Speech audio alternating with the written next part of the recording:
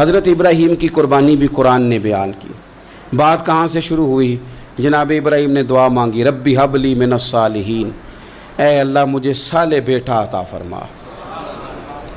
اولاد کی طلب صرف ماں کو نہیں ہوتی، باپ کو بھی بڑی ہوتی ہے. یہ الگ بات ہے، بچے سپورٹر ماں کے ہوتے ہیں، باپ کو بھی بڑی طلب ہوتی ہے. ربی حب لی من الصالحین، اللہ مجھے صالح اولاد عطا فرما. پہلے دعا مانگی. رب فرماتا فبشرناہ بغلام حلیم، ہم نے انہیں عقل مند بیٹے کی خوشخبری عطا فرمائی. انہوں نے صالح بیٹا مانگا، اللہ نے حلم والا بیٹا عطا کیا. بیٹا مل گیا. فلما بلغ معہ السعی، پھر جب بیٹا ان کے ساتھ کام کرنے کے قابل ہو گیا. بندہ رات کو تھکا ماندہ گھر آئے نا تو بیٹا تھوڑا سا بڑا ہو جائے تو اس کو چارپائی پہ لیٹا دیکھ کے ابا بڑا راضی ہوتا ہے. چلے زیادہ شاعروں نے شان اماں کی لکھی ہیں، اس میں شک کوئی نہیں، انہوں نے نہیں ابا کی طرف توجہ دی، ان کی مرضی ہے. تو زیادہ باتیں اماں کے حق میں ہوئیں، پر باپ اور بیٹے کا پیار، بیٹے اور باپ کا پیار، اگر یہ آیتیں قرآن پاک کی کبھی سمجھ میں آ جائیں تو شاید عشق کی ساری داستانیں ختم ہو جائیں. بیٹا بھی اپنے باپ سے بڑا ہی پیار کرتا ہے، باپ بھی اپنے بیٹے سے بڑا. یہ دعا حضرت ابراہیم نے مانگی، یا اللہ صالح بیٹا دے. اللہ نے پھر کہا کہ میں نے خوشخبری دی حلم والے بیٹے کی. فلما بلغ معہ السعی، پھر بیٹا جب ساتھ چلنے کے قابل ہو گیا، قال یا بنی انی ارا فی المنام، کہا اے بیٹے میں نے خواب دیکھی ہے. کیا؟ انی اذبحک، میں تجھے ذبح کر رہا ہوں. فانظر ماذا تری، بیٹے تیری رائے کیا ہے؟ میں نے خواب دیکھ لی، میں ذبح کر رہا ہوں، تو اپنی رائے بتا. رائے اس لیے نہیں پوچھی کہ اگر وہ کہیں گے نہ ذبح کرو تو نہیں کریں گے. رائے اس لیے پوچھی ہے کہ لوگوں کو پتہ چلے کہ جس پتر کی تربیت حضرت ہاجرہ نے کی ہے اور جس کی رگوں میں حضرت ابراہیم خلیل کا خون ہے اور جس کی پیشانی میں نور محمدی چمکتا ہے صلی اللہ تعالی علیہ وسلم، ان کے خیالات کیا ہیں پتہ چلے. اور یہ پوچھا بھی اس لیے تاکہ لوگوں کو سمجھ آ جائے کہ اگر حضرت ابراہیم ذبح کرنے کو تیار تھے تو جناب اسماعیل ذبح ہونے کو تیار. لوگوں کی سمجھ میں بات آ جائے. فانظر ماذا تری، تیری کیا رائے ہے؟ قربان جائیں. یہ بھی انداز ہے بیٹے کا باپ کے ساتھ. یہ نہیں کہا کہ ابا جی ذبح کر دیں آپ، یہ نہیں کہا. قالا یا ابت افعل ما تؤمر، کہا ہے ابا جی آپ کریں وہ جس کا آپ کو حکم دیا جا رہا ہے. رب جو کہتا ہے نا آپ وہ میرے ساتھ کر دیں. اگر اللہ کہتا ہے ذبح کریں تو ذبح کر دیں، اگر وہ فرماتا ہے اس کے ٹکڑے ٹکڑے کریں تو ٹکڑے ٹکڑے کر دیں. جو رب کہتا ہے وہ کریں. مجھے آپ انشاءاللہ صبر کرنے والوں میں سے پائیں گے. کریں، میں تیار ہوں، کریں. بیٹا ہے. سالوں کے بعد جناب ابراہیم نے دیکھا ہے، اب وہ اس عمر کو پہنچا ہے کہ وہ کام کرنے کے قابل ہوا، ساتھ چلنے کے قابل ہوا. حکم آ گیا. دیکھو ایک مشکل وہ ہوتی ہے کہ تبلیغ کرنی ہے، کافروں کو رستے میں مشکل آ گئی. ایک مشکل وہ تھی کہ کافروں سے لڑائی کرنی تھی تو رستے میں مشکل ہے. یہاں تو کچھ بھی نہیں، بیٹھے بٹھائے رب نے کہہ دیا کرو بیٹا ذبح. سمجھ آتی ہے کہ یاری تیری سونا ہے پر ازمائشاں بھی تیریاں اگ. اے سونا پرکھیا جامدہ ہی پہلو نال لگان دے لگ. وہ اپنے پیاروں کو نہ بیٹھے بٹھائے بھی امتحان لے لیتا ہے. کہا میں تیار ہوں، مجھے صبر کرنے والوں میں پائیں گے. فلما اسلم وتلہ للجبین، اللہ فرماتے ہیں جب دونوں حکم ماننے کو تیار ہو گئے تو باپ نے بیٹے کو پیشانی کے بل لٹایا. شیطان بڑا سر پٹایا، دوڑا. میں نے تو گمراہ کرنا تھا آدم کی اولاد کو، یہ کیا بنا؟ اللہ کی رضا کے لیے بیٹا تک قربان کرنے کو تیار ہو گئے. دوڑ کے جناب ہاجرہ کے پاس گیا. پتہ ہے آج کیا ہونے لگا ہے؟ پتہ ہے جناب خلیل کہاں لے گئے ہیں جناب اسماعیل کو؟ کہنے لگی سیر و تفریح کے لیے گئے ہیں، یہی ہیں. کہنے لگی نہیں، وہ تو ذبح کر دیں گے. جناب ہاجرہ کہنے لگی کبھی باپ نے بھی بیٹے ذبح کیے؟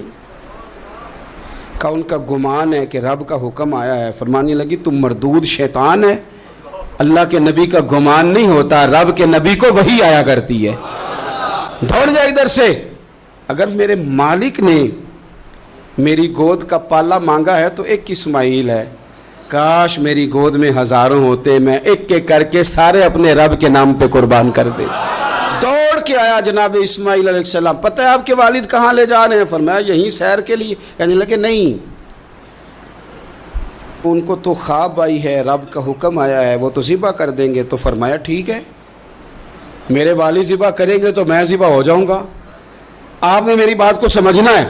پھر حضرت ابراہیم کے رستے میں آیا، کہنے لگا اے ابراہیم، حضرت جبریل تو آئے ہی نہیں، آپ کو تو حکم حضرت جبریل کے ذریعے آتا ہے، آپ خواب دیکھ کے بیٹا ذبح کریں گے؟ روڑے اٹھائے، کنکر اٹھائے، زور سے مارے، وہ دوسری جگہ آ گیا، پھر کنکر مارے، پھر تیسری جگہ آ گیا، پھر کنکر مارے۔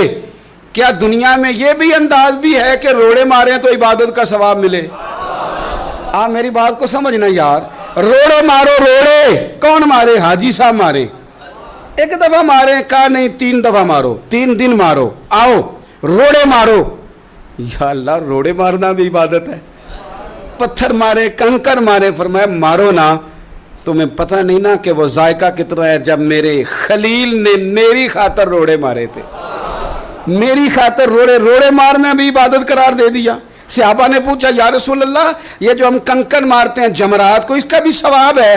فرمایا یہ تو تمہیں میزان عمل میں قیامت کے دن پتہ چلے گا نا اجر کتنا ہے، یہ تمہیں تب پتہ چلے گا۔ روڑے مارے حضرت ابراہیم خلیل نے، فلما اسلم وتلہ للجبین، دونوں تیار ہو گئے، باپ نے بیٹے کو پیشانی کے بل لٹایا۔ مفسرین کہتے ہیں خود کہا تھا جناب اسماعیل نے، ابا جی سیدھا لٹا کے ذبح نہ کرنا، ہو سکتا ہے چہرہ دیکھیں تو آپ سے چھری نہ چلائی جا سکے، آنکھوں پہ پٹی باندھ لو، مجھے الٹا کر کے لٹا لو اور میرے ہاتھ پیر باندھ لو۔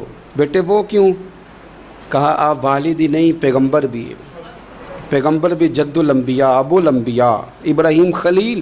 ایسا نہ ہو کہ میں موت آتے وقت تڑپوں تو کچھ خون اڑے، تو میں اللہ کے نبی کی بے ادبی نہیں کرنا چاہتا، مجھے ذرا باندھ لے۔ باپ نے بیٹے کو باندھا، چھری پکڑ لی اور گردن پہ چلائی، فلما اسلم وتلہ للجبین۔ آپ کبھی مزہ تو لے ان آیتوں کا۔ دونوں تیار ہو گئے، باپ نے بیٹے کو گردن کے بل لٹا لیا، وَنَادَيْنَاهُ أَن يَا إِبْرَاهِيمُ، رب فرماتے ہیں ہم نے آواز دی اے ابراہیم۔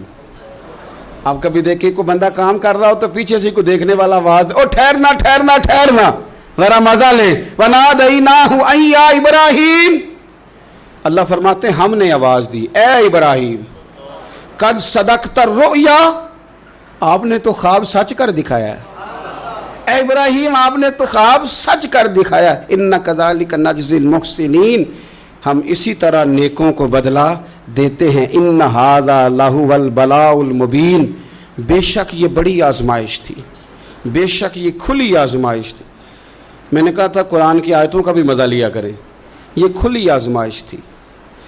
جب آزمائش لینے والا کہتا ہے آزمائش کھلی تھی اور دینے والے نے سچ کر دکھائی، تو پھر حضرت ابراہیم کی شان دیکھی نا کتنی بلند ہے۔ لینے والا کہتا ہے آزمائش کھلی تھی، وَفَدَيْنَاهُ بِذِبْحٍ عَظِيمٍ، اور ہم نے انہیں بچا لیا فدیے میں عظیم ذبیحہ دے کر۔ اللہ نے نا پھر دمبا بھیجا جنت سے۔ حضرت ابراہیم نے چھری چلا دی تھی، روکی کوئی نہیں، چھری چلا دی، اور جب پوری طرح ذبح ہو گیا تو آنکھیں کھولی تو آپ نے دیکھا کہ نیچے دمبا ذبح ہوا پڑا ہے اور جناب اسماعیل دور کھڑے مسکرا رہے ہیں۔ تو حضرت ابراہیم کی زبان سے نکلا اللہ اکبر، اللہ اکبر۔ آپ کی بات سن کے جناب اسماعیل بھی پکارے اللہ اکبر، اللہ اکبر۔ یہ لفظ سنے تو حضرت جبریل بولے، کہنے لگے لا الہ الا اللہ واللہ اکبر۔ جب انہوں نے یہ کہا تو حضرت سیدنا ابراہیم پھر بولے، کہنے لگے اللہ اکبر وللہ الحمد۔ اللہ کو یہ لفظ بھی بڑے پیارے آئے۔ فرمایا پڑھو نا، 9 ذی الحج کی فجر سے لے کر 13 تک پڑھو نا ذرا سارے، اللہ اکبر اللہ اکبر، لا الہ الا اللہ واللہ اکبر، اللہ اکبر وللہ الحمد۔ فرمایا یہ پڑھتے رہو۔ انہوں نے پڑھے تھے مل کے تو مجھے بڑے پیارے لگے۔ فرمایا ہم نے انہیں بچا لیا ایک فدیہ، عظیم فدیہ دے کے، وَتَرَكْنَا عَلَيْهِ فِي الْآخِرِينَ، اور ہم نے ان کے ذکر کو چھوڑا ہے آنے والوں کے لیے۔ کیا لفظ ہے قرآن کے، قربان ہونے کو دل کرتا ہے. یہ بات بیان کر کے پتہ کیا فرمایا؟ رب نے فرمایا، رب نے فرمایا، خدا خود میر مجلس بود، رب کریم نے فرمایا. کیا فرمایا؟ فرمایا سلام علی ابراہیم. قربان جائیں، سلام علی ابراہیم. کیا بات کہاں ختم ہو رہی ہے، کہاں پہنچ رہی ہے؟ کیا انداز؟ سلام علی ابراہیم، سلام علی ابراہیم. فرمایا سلام ہو ابراہیم پر، سلام ہو ابراہیم پر، سلام ہو.